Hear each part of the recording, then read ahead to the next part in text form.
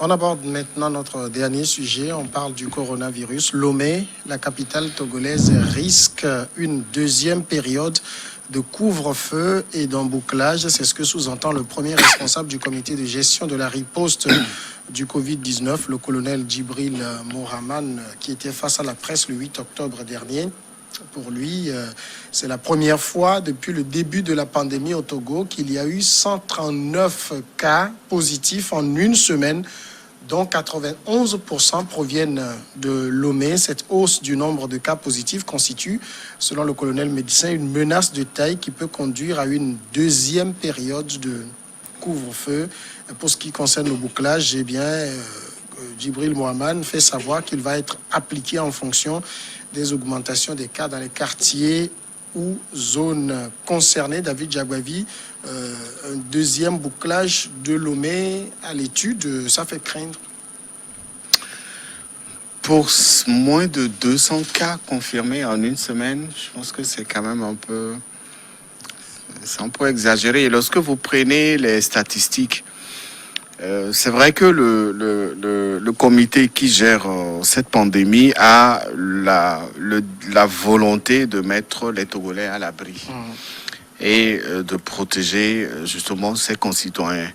Et tous les moyens sont bons pour aller à cette mission-là. Seulement que nous avons l'impression que ça commence vraiment à sortir du cadre de la mission qui est celle de ce comité-là. Moi, quand on me dit que 200 cas contaminés en une semaine constitue une raison pour boucler de nouveau Lomé et reprendre avec les...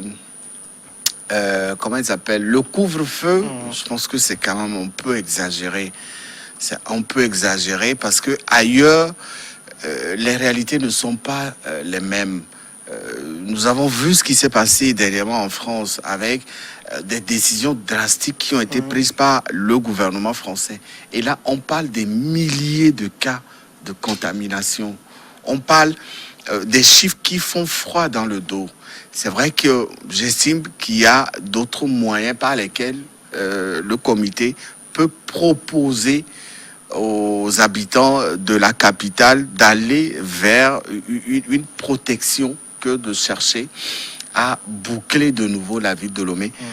3 villes ont été bouclées il y a de cela quelques semaines déjà. Ils ont été débouclés il y a 2 ou 3 jours. On a vu les conséquences économiques que cela a créé, en tout cas dans les activités dans ces villes-là.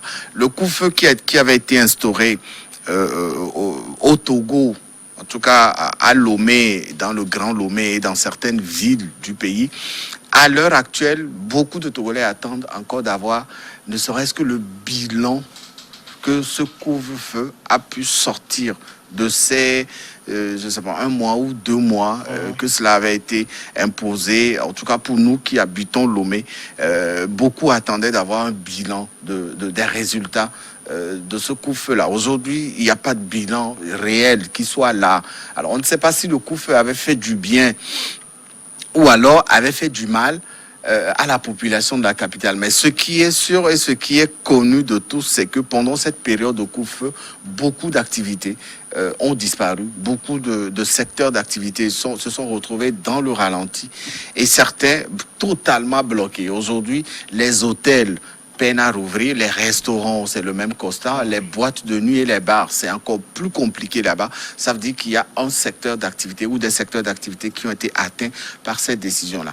Je comprends aisément l'inquiétude des responsables de ce comité-là, mais aller jusqu'à proposer de nouveau un bouclage de la ville, de la capitale, ou alors proposer encore un couvre-feu pour moins de 200 cas en une semaine recensés, des cas confirmés en une semaine recensés. J'estime qu'il y a peut-être d'autres solutions à proposer que de remettre encore la capitale dans cette léthargie qu'on avait constaté il y a quelques temps de cela. Alors, ça fait au total 127 cas pour Lomé entre le 30 septembre et le 7 octobre.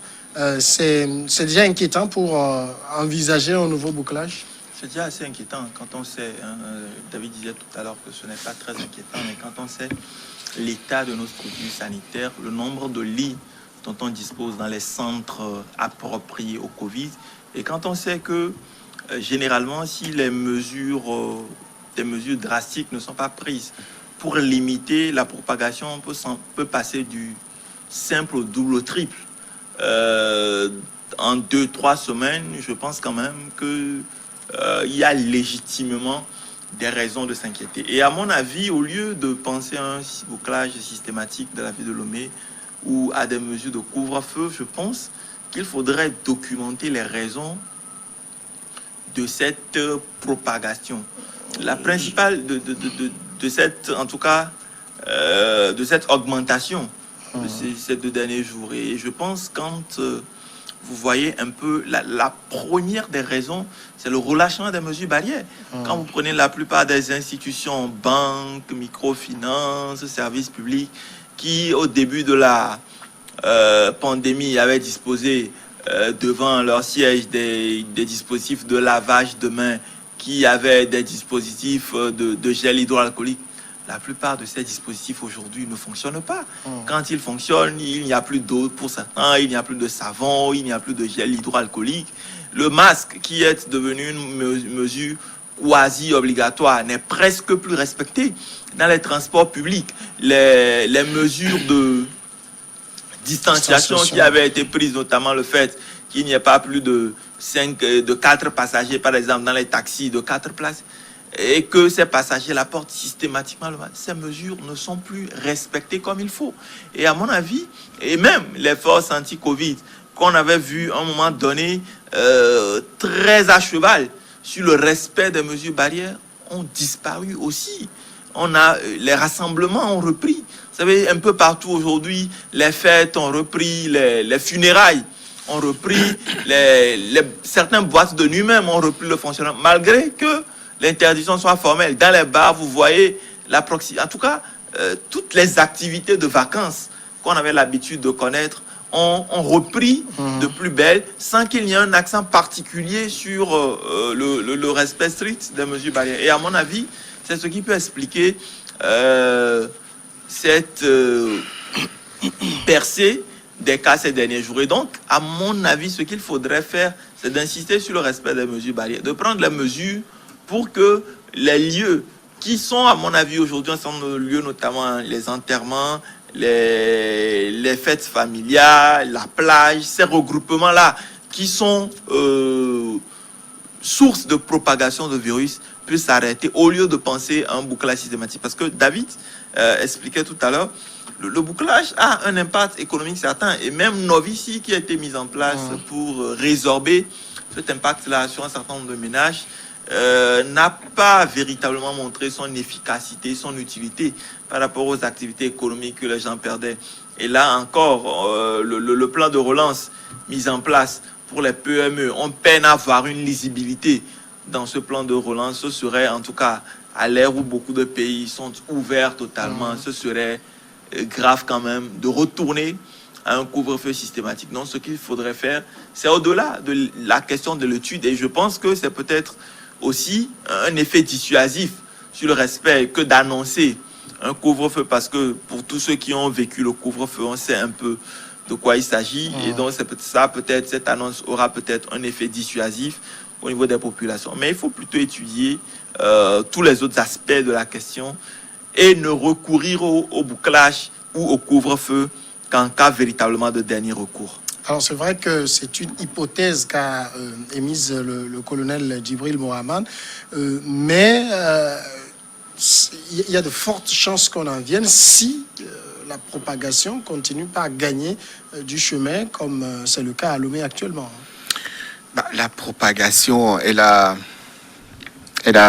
de très beaux jours devant elle. Moi, je suis sidéré de constater, en tout cas, le relâchement que j'ai constaté, ne serait-ce que dans le port des masques à Lomé. C'est terrible. Hier, nous étions un peu en périphérie de Lomé vers Zanguera. Mais je vous dis, depuis le bord de la route jusqu'au lieu où nous étions allés, je n'ai vu personne porter de masque sur toute la voie. À Lomé, c'est encore voilà, on peut le constater. Il y en a qui continuent d'emporter, mais quand vous sortez de Lomé, vous n'avez plus de chance. Il n'y a personne en porte. Et donc, ça fait peur. Et aujourd'hui, il faut que le gouvernement tape du poing sur la table pour ramener ces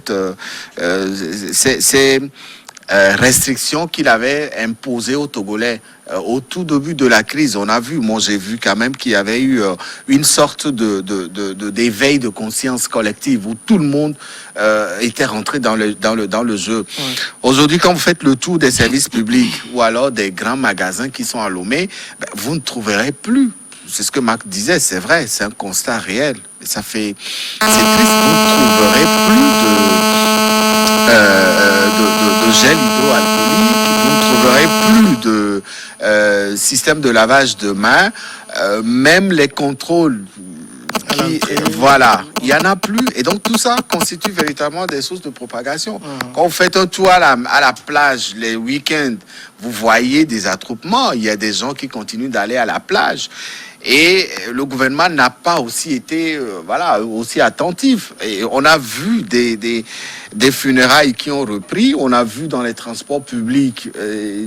C'est des situations qui forcément... Et donc ça fait peur. Alors, si il y a relâchement, il y aura propagation de ce virus-là, forcément. Et lorsque le colonel donne des chiffres, moins de 200 cas contaminés en une semaine, oui, c'est inquiétant. C'est inquiétant, mais aller jusqu'à boucler de nouveau la ville de Lomé ou ressortir encore le coup-feu, c'est un peu ça le problème. Il faut aller il faut continuer la sensibilisation, il faut continuer l'information à l'endroit de la population. Et moi, j'ai constaté aussi que même sur les médias, il y a beaucoup d'absences. Les émissions qui étaient organisées dans le temps, les insertions presse, il n'y en avait plus. On a l'impression qu'à un moment, la pandémie a quitté Lomé ou alors a quitté le Togo et des gens sont rentrés dedans comme ça, sans aucun contrôle. Il faut aller au-delà et il faut aussi comprendre la responsabilité du gouvernement. Ne pas... se limiter à ce constat qui a été fait. Je crois qu'il en va dans l'intérêt des Togolais. Il en va également aussi dans l'intérêt du gouvernement d'apporter des solutions. Et ces solutions doivent être véritablement bien étudiées pour ne plus surprendre les Togolais, comme ça a été le cas avec le coup-feu et le bouclage de certaines villes du Togo. Et il y a aussi la difficulté à faire ce lien entre bouclage, couvre-feu et réduction des cas. On a déjà fait un bouclage, un couvre-feu. Les cas n'ont pas été réduits sensiblement à Lomé, par exemple. Oui, c'est évident. Et je pense que c'est vrai que les cas n'ont pas été réduits, mais il y a eu quand même un ralentissement de la propagation. Parce que, vous savez, avec l'évolution, quand vous prenez la courbe de tous les pays qui ont été surpris par la maladie dès le début, c'est du simple au double, et ce, chaque 3 jours pratiquement, quand on suit l'évolution de la courbe. Mais avec le couvre-feu, et même si on peut douter de son efficacité, on a constaté quand même que la courbe de propagation est devenue stagnante un peu dans notre pays. Et donc, je pense que ça peut renforcer ceux qui pensent que ça a un effet dissuasif sur les déplacements et tout ça. Et je pense que peut-être ça, moi j'imagine bien que dans la psychologie du Togolais lambda, depuis que le couvre-feu a pris fin, ça voudrait dire aussi quelque part que la maladie a pris fin. Parce que quand on limite les déplacements, quand vous ne pouvez plus, quand les bouclages des villes sont limités, ça voudrait dire que il y a la maladie et donc il faudrait faire plus attention, on est plus précautionneux quand on prend les transports publics, quand on est amené à aller au sein de la population. Mais une fois que le couvre-feu est levé, que le bouclage est levé, il y a ce laisser-aller qui vient avec automatiquement. Et donc, je veux croire que c'est un effet dissuasif de faire cette annonce-là pour que les gens puissent se ressaisir. Mais c'est là aussi qu'il faudrait que la force anti-Covid, qui quand même a, je pense, 10 000 hommes, de faire son travail. Parce que ces 10 000 hommes sont où aujourd'hui? Ils font quoi? Qu'est-ce qu'ils font concrètement dans le respect des mesures barrières? Parce que, entre-temps, quand il était question du bouclage des villes et du racket systématique des populations. On les a sentis, ils étaient plus présents, il y avait les bavures et tout ça. Aujourd'hui, c'est vrai qu'on n'entend plus parler véritablement de ces bavures en tant que telles, mais il est, à mon avis, indispensable, il est urgent qu'ils puissent faire leur travail en termes de sensibilisation, en termes d'éducation au respect de ces mesures barrières-là. Alors, le colonel Djibril a également expliqué, hein, il dit que la raison de cette flambée des cas provient des cas suspects non signalés qui sont souvent hospitalisés dans les CHU. Selon lui, ils se font signaler qu'après complication de leur état. Et donc, entre-temps, ont eu le temps de contaminer beaucoup de personnes.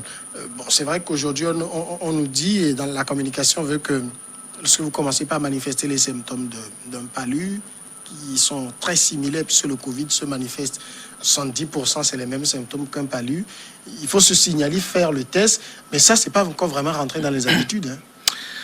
Vous savez, depuis que le gouvernement avait pris la décision de faire payer le traitement de la Covid à des Togolais. C'est pas encore opérationnel, je Oui, pense. mais il y avait une décision qui a été prise. Elle a été rendue officielle, elle a été rendue publique.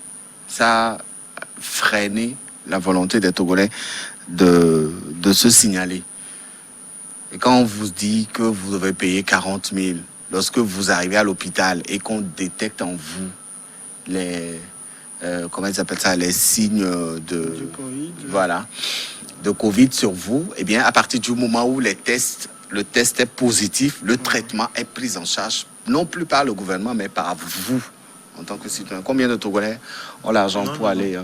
Si, il y a une décision qui a été... Quelque chose comme ça voilà. qui a été annoncé. Ouais, ils avaient même donné le montant. Mais... c'est pas appliqué. Donc, le fait de le dire déjà décourage. Que ça soit appliqué ou pas, parce que pour le Togolais qui apprend une information pareille, il a peur. S'il manifeste les signes et qu'il arrive à l'hôpital, d'abord, il ne va pas vouloir aller à l'hôpital, il va vouloir rester traité, peut-être qu'il pensera que c'est un palu.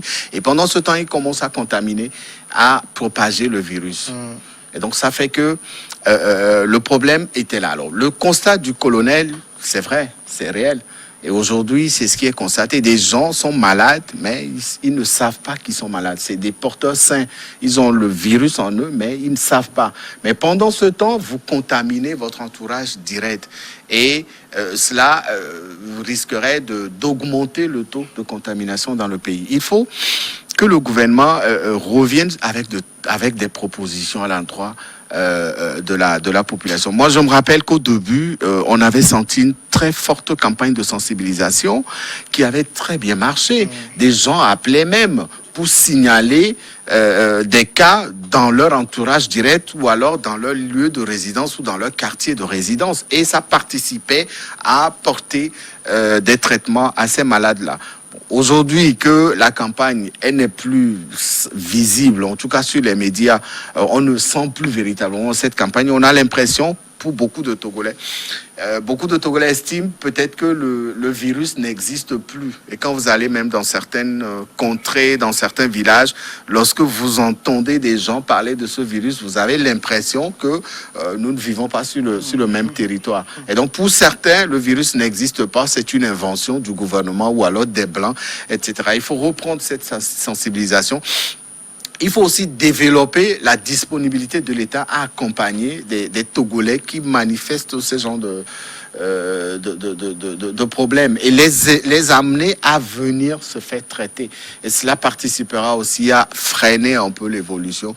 D'autres pays l'ont fait et nous avons aussi les ressources nécessaires pour pouvoir le faire ici. Sans cela, vous verrez, lorsque vous tombez malade ou alors vous développez les symptômes, le premier réflexe du Togolais, c'est le palu, c'est la fièvre, ou alors c'est peut-être un mal de tête, il faut le guérir avec une aspirine, un efferalgan, etc. Alors que derrière, c'est carrément autre chose. Comment on fait pour ramener cette prise de conscience au niveau des populations ? Je pense qu'il y a plusieurs éléments à prendre en compte. D'abord, il faudrait une meilleure communication. Parce qu'il y a un peu de tout, du n'importe quoi qui a été fait dans le cadre du coronavirus. Il y a cette annonce peut-être dont vous parlez, mais il y a aussi le traitement qui était réservé. C'est vrai qu'entre-temps, les choses ont changé, mais quand on voit les premières images du CHR Kégué, avant que ça ne soit réaménagé, alors même que ça prenait déjà un certain nombre de victimes du Covid-19, ça ne donne pas envie, quand vous êtes malade, tout de suite, d'aller vers ce centre de santé et de faire confiance. On a même vu un patient béninois qui a quitté. Qui a préféré quitter. Et donc, à mon avis, il y a tous ces éléments-là qui ont concouru à ça. Mais je pense qu'il ne faudrait pas que le gouvernement relâche. Et je pense que le relâchement de la population est dû aussi au relâchement général. Le gouvernement, je pense qu'il y a une interdiction de rassemblement de 15 personnes qui a toujours cours. Mais tout le temps, le gouvernement organise des séminaires. Et aujourd'hui, même les ministres sont en séminaires gouvernementaux, plus de 15 personnes, parce que le gouvernement même fait plus de 15. Vous avez des obsèques. Vous avez les obsèques qui font plus de 15 personnes. Vous avez les ateliers qui ont repris de plus belle, qui font plus de 15 personnes. Et vous savez, face à ça, la population, surtout, quand elle est analphabète, quand elle observe tous ces éléments-là, elle se dit finalement, c'est pour nous tromper. Heureusement que la crise politique n'a plus vraiment cours pour qu'on dise que la Covid est un prétexte pour empêcher le rassemblement. Mais on a l'impression que le relâchement dont on parlait généralement au niveau des enseignes et tout ça est général, globalisé même au niveau. Dans la plupart des ministères aujourd'hui, les dispositifs de lave même qu'ils avaient mis en place ne sont plus là. Et quand ils sont là, soit il n'y a plus d'eau dedans, soit il n'y a plus de savon. Et je pense que c'est une prise de conscience à tous les niveaux. Nous devons être conscients que le mal est là. Et aussi, vous allez constater, au début, comme le disait David tout à l'heure, il y avait des budgets importants, impressionnants, qui étaient alloués à la commune dans le cas du coronavirus. Mais aujourd'hui, tous ces budgets ont disparu. Alors que le mal est là, le mal demeure. Et donc, il faudrait, je pense, à tous les niveaux, qu'il y ait une véritable prise de conscience, que le citoyen lambda aussi se fasse barrière au virus, se dise que le virus peut passer par tout le monde, mais pas par moi. Et je pense qu'ensemble, on pourrait, en tout cas, éviter une seconde vague de couvre-feu à la ville de Lomé. En tout cas, quand on prend les chiffres depuis le début, Lomé a toujours été en tête. Peut-être qu'il faut des mesures draconiennes comme ce deuxième bouclage qui est annoncé pour faire comprendre aux gens de Lomé que non, vous n'êtes pas encore immunisé, comme Donald Trump le dit que lui il est immunisé. Non. non, les grandes villes ont toujours été des cas exceptionnels face à ce virus-là, parce qu'il y a aussi la question de la démographie. Et tout le reste. Donc, Lomé a été une très mauvaise élève, en tout cas dans la gestion de cette pandémie-là. Mais moi, je dis, quand on prend quand vous prenez les statistiques générales, il y a beaucoup d'avancées, en tout cas. On est à... Je ne sais pas si on a déjà atteint 200 morts. Je vais retrouver... Non, on est à 49 morts. 49 morts, voilà. Mais il faut dire que le Togo, en termes de morts, est très... En tout cas, les chiffres ne sont pas bons, puisqu'on a 1940 cas confirmés pour 49 décès. Donc, je regardais les chiffres de la Côte d'Ivoire il y a quelques jours. La Côte d'Ivoire a déclaré plus de 20 000 cas confirmés pour 120 décès. Donc, quand on fait la comparaison, le Togo a trop de décès. Oui, c'est vrai qu'on a trop de décès, mais en face, il y a quand même des cas qui ont pu être guéris aussi. Oui, 1457 guéris. Sur le millier de cas confirmés, c'est des avancées. On a 434 actifs. Voilà, c'est des avancées. Donc, derrière, il y a aussi ce côté-là. C'est vrai aussi que la Côte d'Ivoire, les moyens financiers que la Côte d'Ivoire, le gouvernement ivoirien a investi dans le traitement contre ce virus ne sont pas les mêmes que ce qui a été investi ici. On avait parlé d'un fonds spécial de 400 milliards qui devait servir pour le Covid et pour la relance des activités. À l'heure actuelle, on a l'impression que la caisse est en train de se vider, d'où le constat que nous avions fait tout à l'heure. Il y a le relâchement aussi qui a été constaté, et là, ça fait, vous voyez un peu ce qui se passe dans les frontières. On a décrété la fermeture des frontières togolaises, mais je vous dis, quand vous allez à ces frontières, vous tombez sur des mouvements de déplacement. C'est terrible. Donc tout ça aussi est facteur de propagation de ce virus-là. Il faut prévenir véritablement. Bientôt, c'est la rentrée scolaire, dans 2 semaines. C'est vrai qu'il y avait une petite rentrée avec les élèves qui étaient en classe d'examen. C'était pas toute la majorité des élèves. Aujourd'hui, c'est toute la majorité des élèves qui va reprendre très bientôt. Qu'est-ce qui va être fait dans ce cas pour ces élèves qui vont se retrouver confinés dans un même endroit pendant la récréation et pendant les heures de cours, etc. C'est des questions qui véritablement interpellent tout le monde et chacun se pose la question. C'est ce que nous proposons aujourd'hui, que chaque Togolais comprenne la nécessité d'être d'abord un facteur de combat contre cette pandémie pour que le reste puisse suivre. Sans cela, nous n'allons pas pouvoir nous en sortir. Ce qui se passe aujourd'hui, ça fait vraiment peur. Et aussi, je voudrais demander au gouvernement d'interpeller ceux qui ont été malades, ceux qui ont été contaminés par cette maladie, à avoir le courage de l'affirmer publiquement que de le cacher et revenir nous présenter peut-être des signaux de guérison. C'est vrai que ce n'est qu'au Togo qu'on a vu cette curiosité. On a vu le président, des pays, les gens le disent, le président américain, voilà, la première heure où il était admis à l'hôpital, on a vu les images. Et on ne sait jamais, on ici, préfère être guéri avant d'annoncer qu'on a été malade. Non, le problème au Togo, c'est qu'on est sûr de rien. Et on a fait une victoire. Il ne faudrait surtout pas annoncer la maladie. Avant. C'est bien vrai. Et puis, par malchance, ne pas pouvoir compter parmi les heureux vivants, survivants. Tout le monde doit être prudent. On préfère être véritablement guéri, s'assurer que c'est fini. En tout cas, le seul moyen jusqu'ici connu pour être à l'abri du coronavirus, c'est de décider simplement de ne pas l'attraper en respectant les mesures barrières. Merci David Jagwavi, merci à Marc Aboufla, merci à vous tous de nous avoir suivis. À demain.